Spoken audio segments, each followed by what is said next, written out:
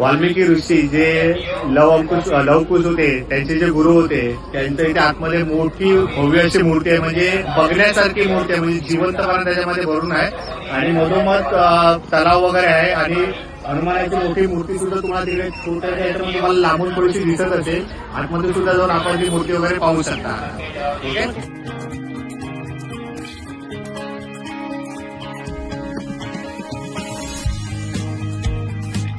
भगवान वाल्मिकी बद्दल तुम्ही ऐकलंच असेल. लवकुश यांचे गुरु यांचं हे मंदिर आहे, पंजाब मध्ये स्थित आहे.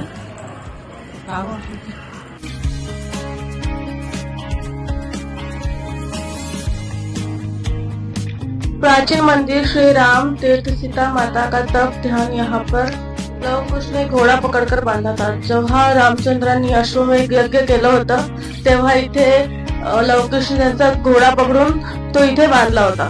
या झाडाला म्हणजे सीतामातेचा स्पर्श लाभलेला आहे, त्याच्यामुळे या झाडाची खूप जास्त पूजा केली जाते.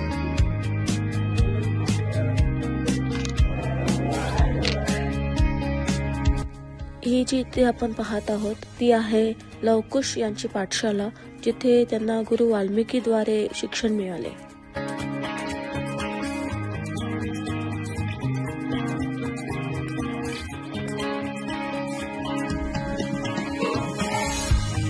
हे आपल्याला जिथे समोर दिसतंय ते आहे सीताकुंड.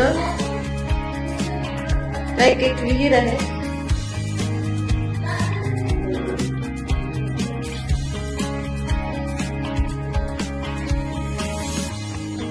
ही मूर्ती आहे इच्छापूर्ती हनुमंतांची.